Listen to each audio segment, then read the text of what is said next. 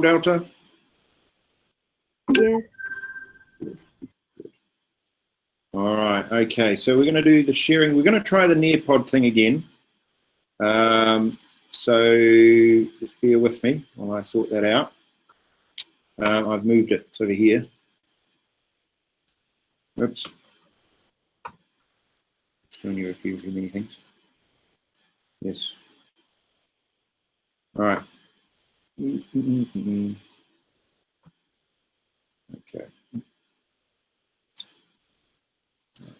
Now the code you should have is, what code did I post to you?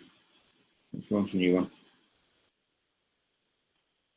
Okay, so the code you should have is ND2W6, so that might be different from the one that's in the classroom. If you could jump onto that one, please, that would be fantastic. I will post this one to the classroom.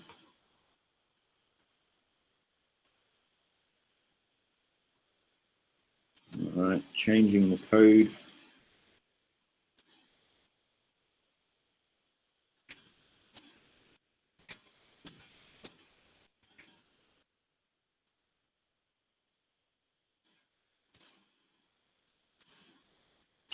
All right, so it's that link there that's now in the classroom, NW2W6. All right, so we're continuing on in our investigating of our protectionist policies.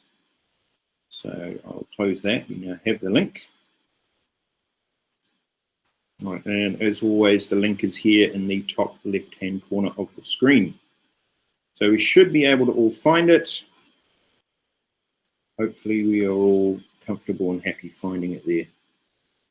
All right, do let me know if there are any issues. All right, messaging or emailing, let me know if there's any problems with accessing it. All right, moving on. Now I'm going to jump ahead. All right, we looked at what tariffs were.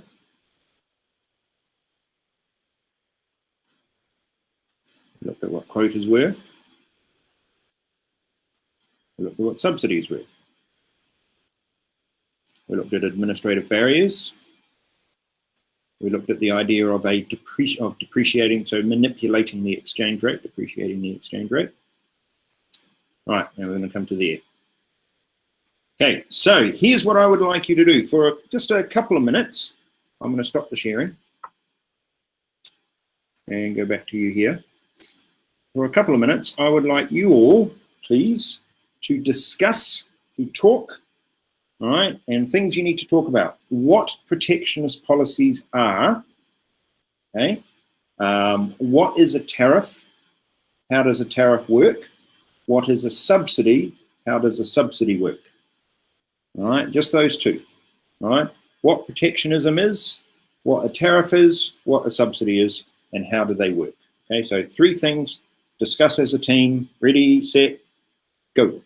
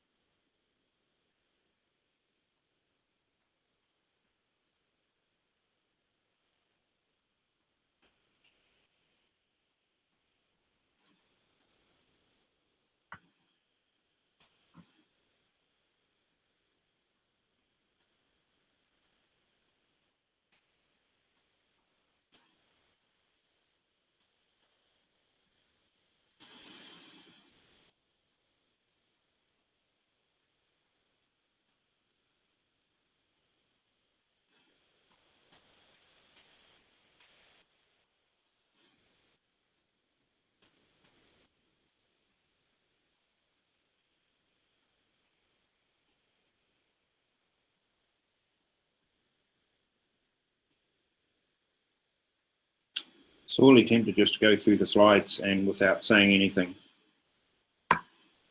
But I'm the grown-up, so I will press on. But it is a bit disappointing. In fact, no, stop sharing. Let's go back. Yeah, I'm going to tell you off. I am. Because to be perfectly honest, now I'm tired and I've had it now. I've taught you guys for about, a year and a half, just over a year and a half. And you don't seem to be willing now to be prepared to talk in class. And I know it's virtual lessons and I know all of those sorts of things. And I know you're very perfectly comfortable hiding behind an avatar as opposed to having your camera on. And I know all of those sorts of things. And I know it's difficult because you might be at home, there are lots of family around, you might not feel like talking into your computer, but you do it often enough perhaps with FaceTiming and various other things. You need to be confident in communicating your economic ideas. And if you aren't confident in communicating them, then the only way you're going to get better at communicating them is if you practice them. Right? So the fact that you aren't prepared. Yeah, look at my toy. The fact that you aren't prepared to practice them in a setting like this, right, which is friendly and comfortable, and where you're not going to get marked down for saying things wrong, okay, is a bit of a shame, because this is where you will learn. All right. Now, I don't mean to come across as being grumpy, but to be perfectly honest, you are now making me grumpy. I want you to do well, but I want you to want to do well too. And at the moment, what I'm seeing from you is that you aren't wanting to put the work in. You aren't wanting to contribute to lessons, and you are definitely not wanting for me to give you any feedback on what you are prepared to do. All right? If you are wanting feedback on work, email it to me and I will give you some feedback. If you are wanting to get feedback verbally with regards to your thinking process, then you're going to need to contribute. All right, that's how it is. And it is different because we're doing this all online business. But when we were back in the classroom, equally, you need to talk. You need to contribute. And I know you can do it because you did it most of the time in year 10. And I know there are some issues with language and terminology and understanding and all of those sorts of things, but that can all be gotten around. And I'm not expecting you to be 100% right all of the time. But it is disappointing. And I'm sorry to have to tell you off. All right, but it is disappointing when you cannot even for 5 minutes look through your notes and talk to each other. All right, these are your friends. All right, they're not going to tell you off. They're not going to laugh at you for saying anything, and you're just not doing it. Okay?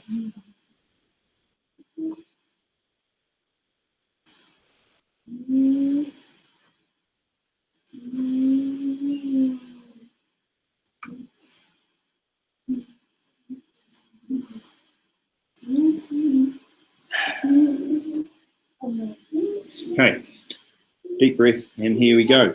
What are the reasons for protectionism? Why do countries, governments actually even consider protectionism, given that we've discovered that maybe it's not quite as good as it first appears? All right, well, firstly, the main reason why we'd have protectionism is to, as you correctly pointed out, protect the jobs, the industries that you have in your economy.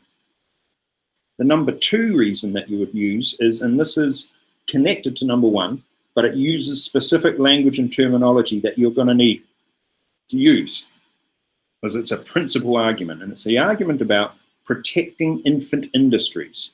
Those infant industries, they're the ones that are growing. They're the ones that haven't yet reached an economy of scale level that will enable them to be competitive on a world stage, or even competitive with just other international businesses that might be competing with them domestically. So they are new industries, right, potentially, or just smaller businesses. The number 3 one is to prevent dumping. Now, when we say dumping, we're talking about selling your product at a price below cost. It's selling your product at a price that is below how much it costs you to produce it. Now, technically, according to international trade laws, that is actually illegal. And if you can prove that it is happening, you've got the opportunity to take that country to what's called the World Trade Court for such a thing there is. And although America isn't a big fan of the World Trade Court for fairly obvious reasons at the moment, it is still the only international body that we have in the world that you can take a trading dispute to, and there can be an official ruling on which country and what the actual outcome might be of that. You might want protectionism because it will enable your businesses and maybe your government, potentially if you're talking about tariffs, to actually raise some revenue. So that's a really good thing for them to be able to do. All right. The next one is that it might prevent the entry of harmful or undesirable goods. Now, this is something that, can get very political, right? But you remember the administrative barriers that we had the other day, right? Some of those were about health and safety. Others were about environmental impact, like, the plastic, etc. Right? So if you're wanting to reduce the entry of those into your economy, then maybe protectionism and protectionist policies might be the way that you want to go. Now, this bit here we aren't necessarily going to understand because we haven't hit this bit yet, but it says improving the current balance. Now, that's going to be something that we're going to spend a bit of time on over the next little while, and we'll have a look at that. Now, that involves a little bit, I'll say a tiny bit of maths, not a huge amount. Particularly at IGCSE level, you've only got a couple of branches that you need to think about. But it is a bit of maths, and it can appear in both your multi-guess, but also in your structured response. So it can be basically asked twice. All right. So these are reasons why protectionism might be a good thing. All right. Okay, why countries might see protection as a good thing. And again, these are reasons. Probably the infant industries one gets used quite a lot. Okay, but those are definitely key reasons for protectionism within your economy. So here's what you need to do now. In here, I would like you to add to explain 2 reasons. So add a bit of depth to it as to why countries might prefer to have a protectionist policy in place. And go. Yeah, look at my left eye now. Very good. Well done, son. Well done.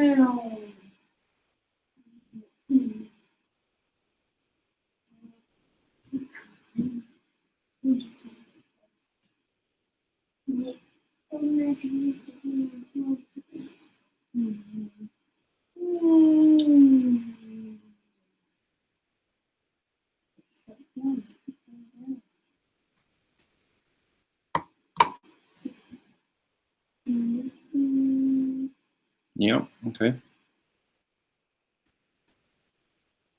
That's good, Zitong.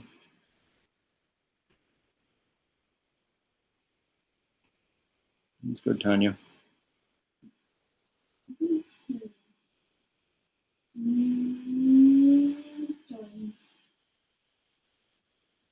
Good work, Liz.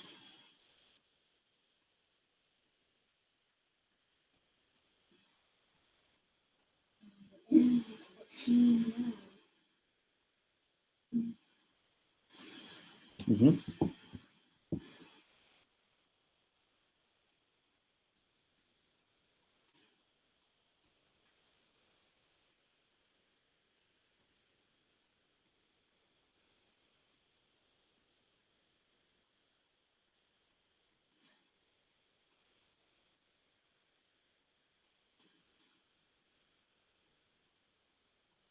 Work center. Waiting on a couple more.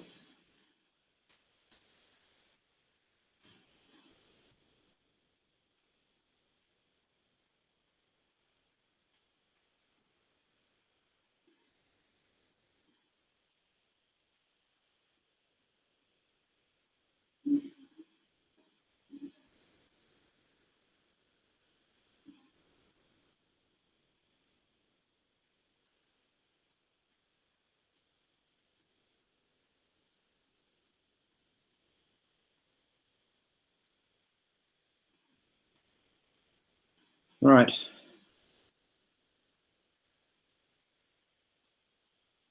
And Jen, you got an answer?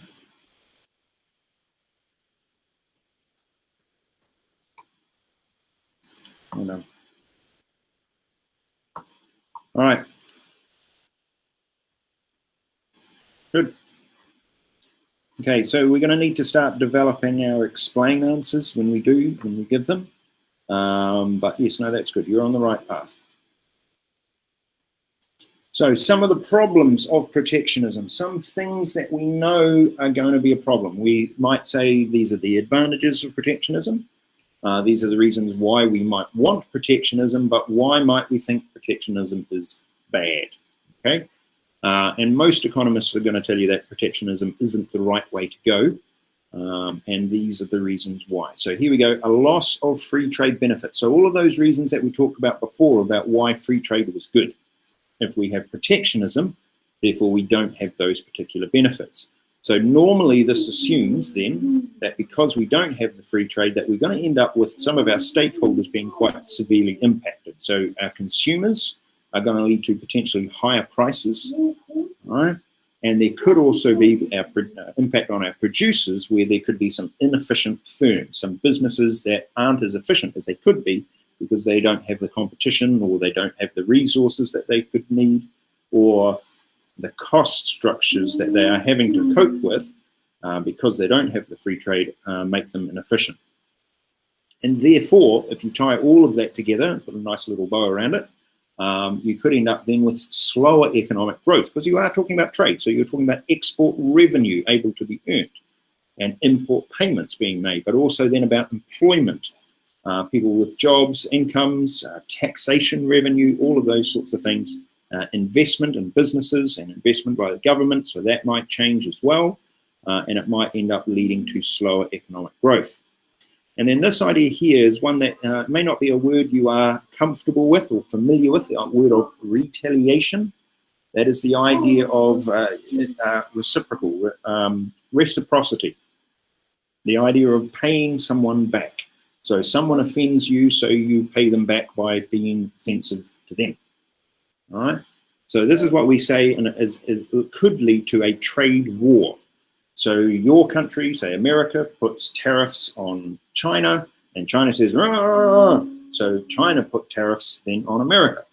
Okay, so it retaliates, and then America says, well, our tariffs aren't high enough, so they increase their tariffs. And then China says, our tariffs now aren't high enough, so it increases. And it becomes a whole big battle between them. It's basically China versus whatever country you say. Other policies may actually be more effective. And this is where economists will talk to you and they will say free trade works. And if you are concerned about trading practices, then there are things like the World Trade Court, etc., where you can actually discuss those and where there can be rulings with regards to countries. All right. Now, then I would like you to explain 2 reasons why protectionism might not be good. Now, I've deliberately done 2. Obviously, there were more than 2 in the previous slide. But the reason why I'm wanting 2 is because essentially what we're looking at here is we're looking at potentially up to a 4-mark question where you've got 2 and 2. So you've got 2 reasons. Okay, so a mark, 2 marks per reason. Well explained. You see that, 4 marks. Okay, so have a go at that, and we'll see how you get on.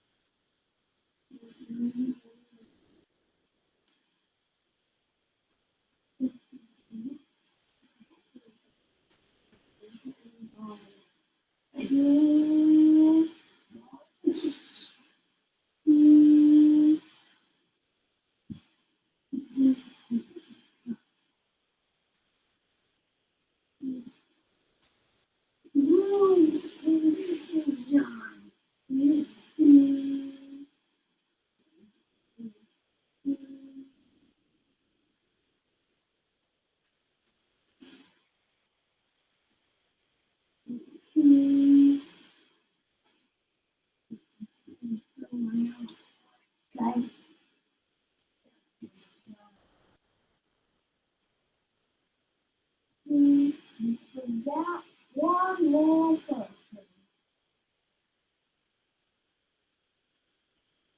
Or maybe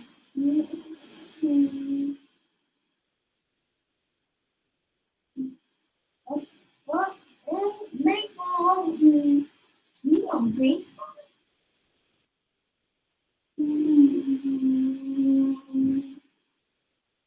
Oh, no. No.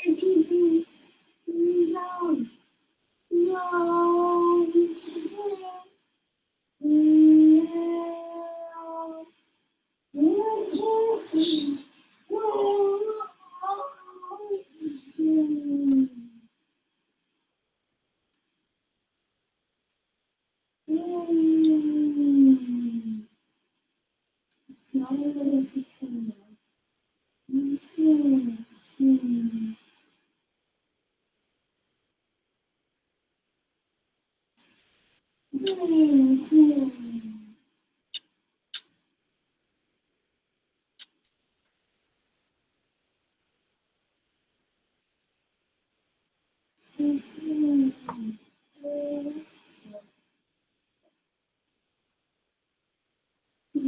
That's very good, Dongwai.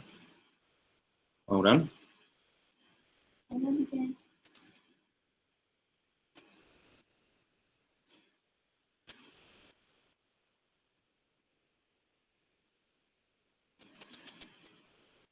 Very good reason. Very good word, Z.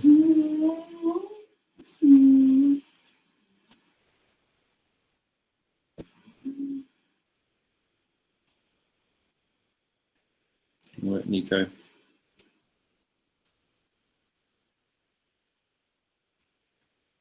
Yep.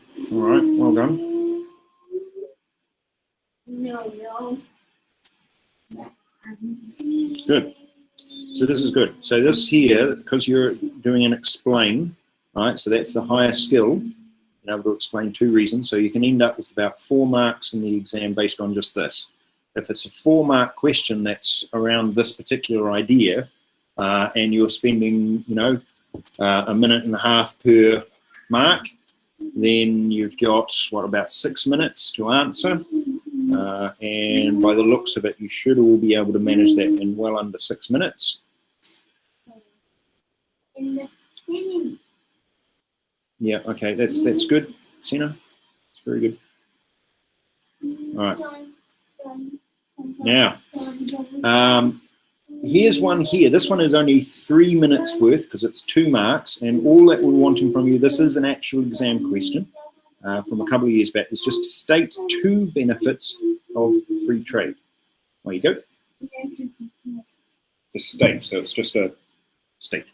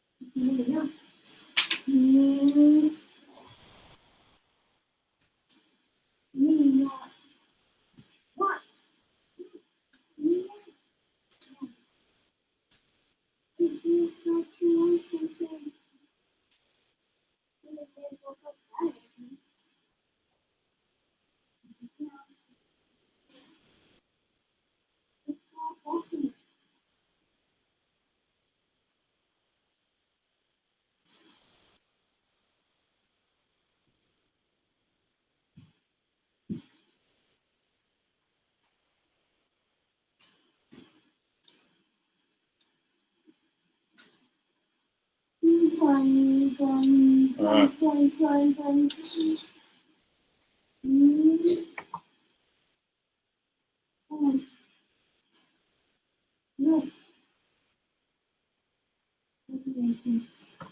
very good, young boy. So that's what I'm kind of looking for, just stating. All right, you don't need any details necessarily. Wouldn't be particularly remiss in, you don't necessarily even need an example. Wouldn't be bad if you had one, but you don't necessarily need one. Yeah, okay. Might need a bit more detail on that one. Higher quality, increase access to higher quality. Nico, you need an end to that sentence.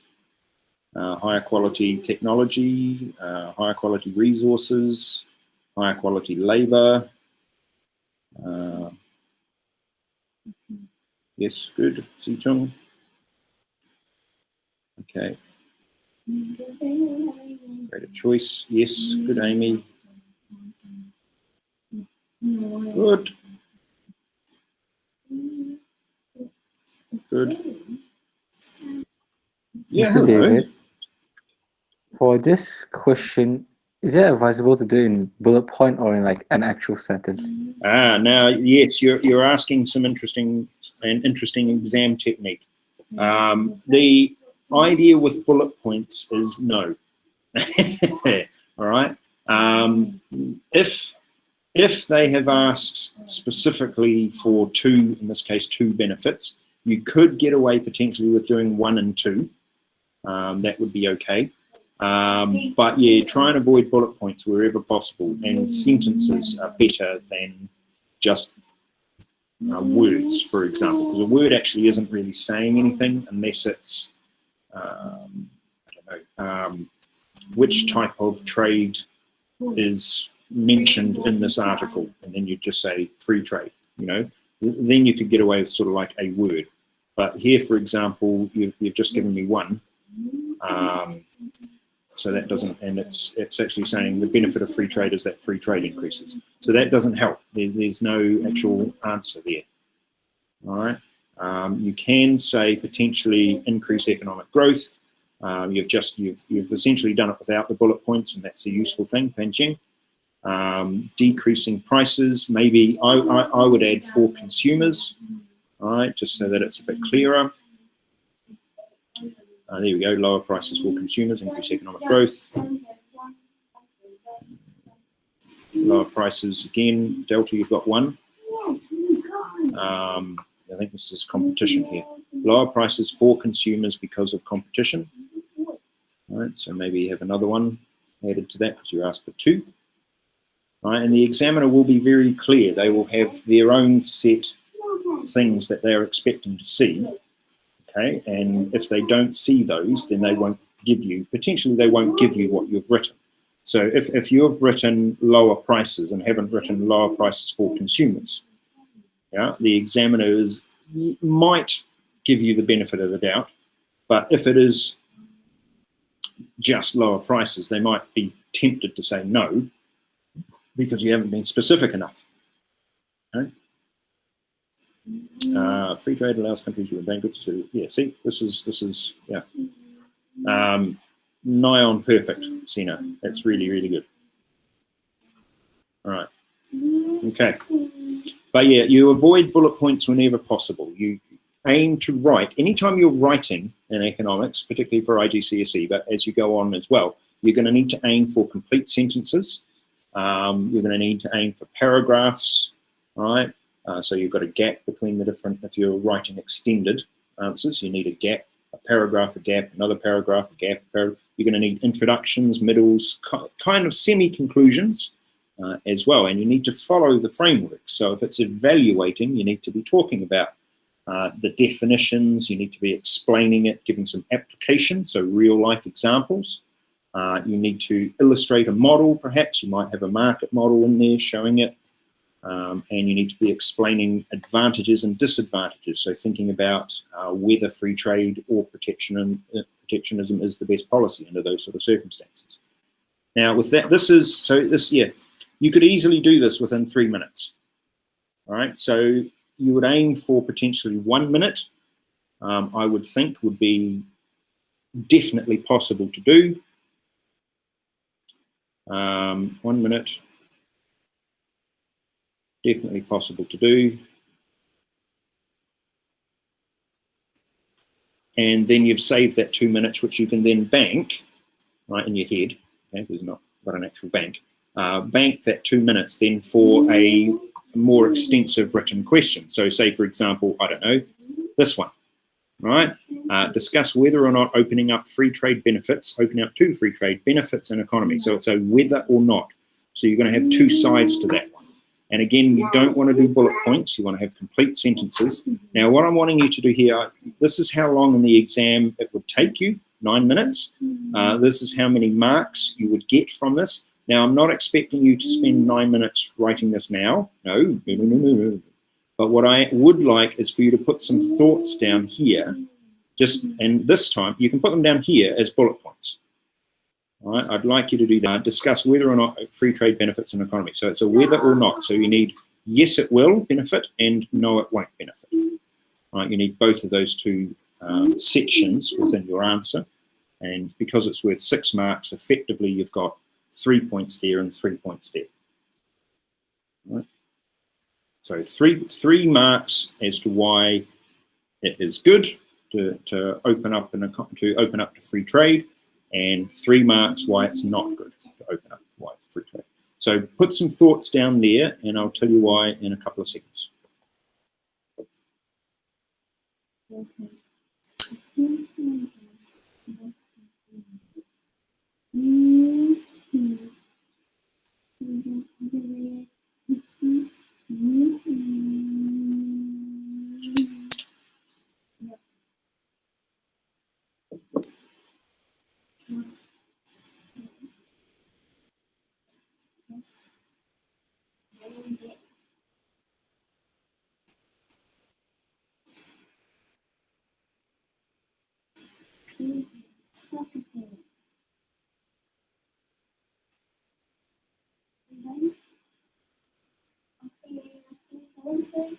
Someone wants to know.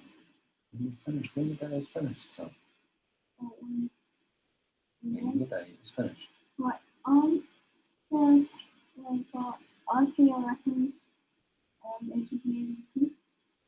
Yeah, more or less, yes. You can figure out after your lesson, right? When the day is finished. So. Well, after your lesson, it's finished. Yes.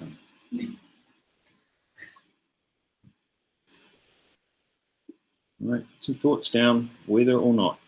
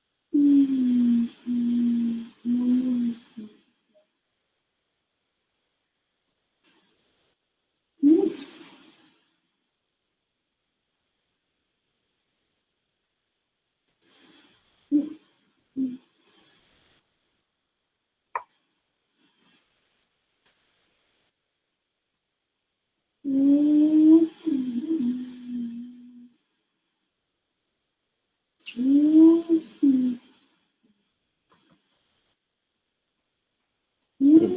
Very good.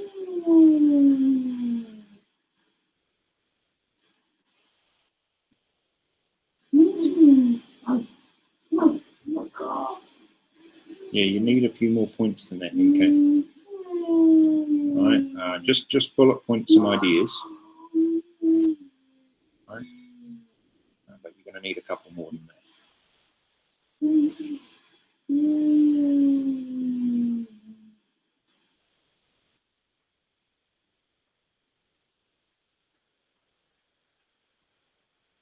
good, Sonny.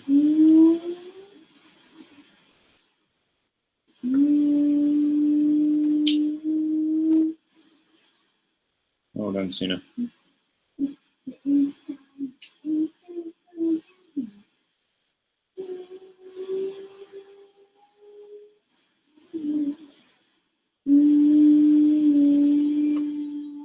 About another minute, maybe a minute and a half.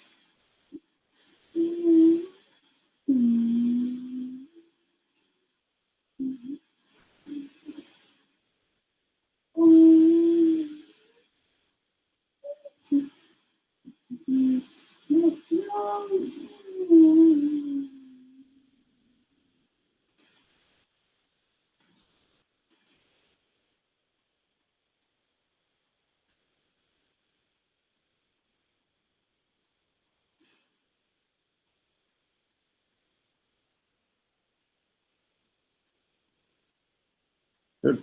Well done, Zitron.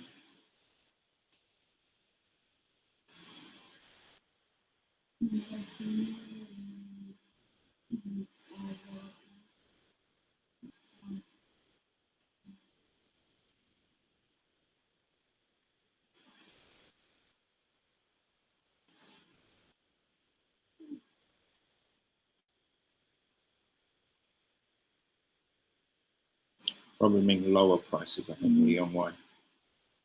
But yeah, I get what you're getting at.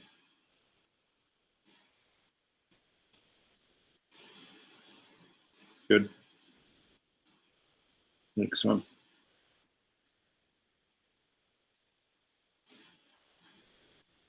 Okay, so about 1 more minute, and then I'll tell you what I'm wanting with this.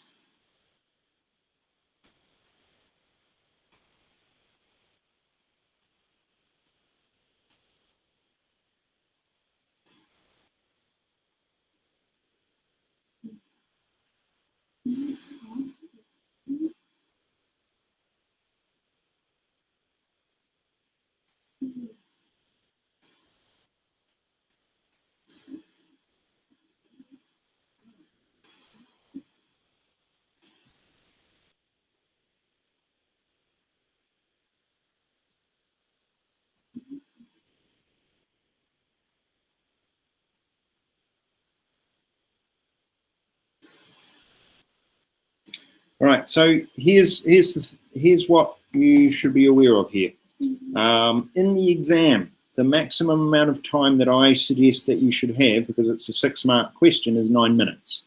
All right, so the 9 minutes idea is based on basically a minute and a half per mark. To do the plan, so this plan that you've written for me, and not all of us have managed the plan, it has taken you five minutes to get to here. So on the basis of 5 minutes out of your 9, that's just your plan. So in the exam, you're going to need to work a little bit quicker than that. And I'm pleased with the plans. The plans all, generally speaking, look to be good. And so you're going to be able to write, you could actually write some good paragraphs from it. Right? But you are in the exam going to need to write a lot for this particular, I mean, it's 9 minutes. So it's 6 marks. You're going to have 3 clear points there, 3 clear points there with explanations. You might have some real life examples that you want to put in, any of those sorts of ideas, because this is, yeah, it's 6 marks, and that is going to really show the examiner how well you know this particular topic. All right, so that's a really good one to do. Now, what I'm going to do is there's a question, there's a practice exam question that's, I'm going to stop sharing and jump back to see you all.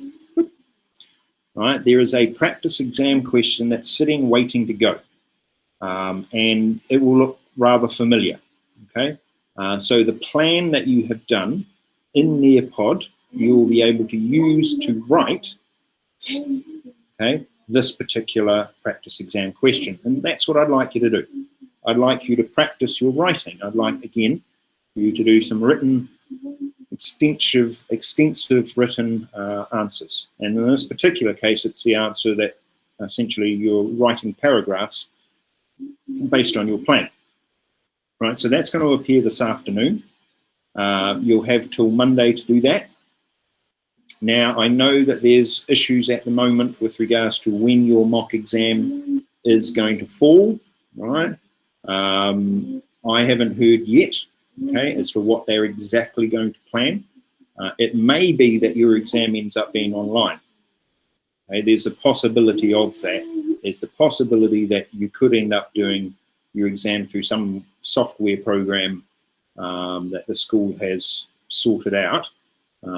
Or it could be that you come into school just by yourself, right, without any other students at the school, and sit in the MPR and do your exam under supervision. That's possible, maybe. So the school is discussing it all with the MOE as to when and how, and they're going to get in touch with you. I believe possibly they'll be in touch tomorrow, maybe, with regards to what's going ahead. They've already pushed back the Year 12 exam because they were due to have an exam this week. That's been pushed back. So they're still trying to work out what they are going to do with them as well. Okay, so they've got the 12s and your mock exams too to try and figure out. So we really don't know. And if it's extended even further, the MCO, CMCO, then we're going to be doing this distance thing for a little bit longer. All right, and that's okay. All right, if they do your exam online, then we'll need to do it in these class lesson times. That will probably be the way that they arrange it, right? Because I will still be teaching the other classes at the same time.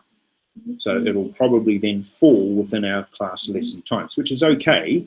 It just means that we might need to tailor the exam somewhat in order to make it fit, because the timings won't fit. But we can figure all of that sort of thing out. Either that, or they just scrap the timetable for us for that period of time, and then just put your exam online with us potentially moderating it. I'm not entirely sure. We'll have to figure all of that out. So that will be discussed with you or told to you over the next little while, but do be aware of that. Now, I've posted also your access codes for eLearn Economics, and I've asked you to link on and do 10 MCQs as practice, but also to get you back into the website and learning how to use it, etc. I've posted another doc, I think today, that asks you to do a series of multiple choices. And what I'd like you to do is just, when you've got 10 minutes, do another lot of 10 multiple choice, okay? So if you've got some time, another 10, another 10, and another 10, and just keep recording in that doc all of your scores as you go through, all right, in the preparation for your paper 1, which is your MCQ paper. So the things that we're doing written analysis-wise, that's for your paper 2. Okay? The things that we are doing MCQ-wise is obviously for your paper 1. If you have practice questions that you've been answering that you wish me to look through to give you some feedback, as said, please email them. If you have general economics-related questions, you can also email them to me. If you have questions about the mock exam, you can email that to me. Although timings-wise and all of that, I, as said, aren't going to know until they've made a decision one way or the other. Obviously, the lessons are recorded, so they can go up, so you can go back through and have another look. But please do also review the material covered today. Also, posted into the classroom is, as said, a practice question that you're going to use your plan to answer, and that, again, won't be due until next week. All right? So otherwise, unless you have any particular questions, as we say in the land of my birth, hey kornera, which means goodbye for now.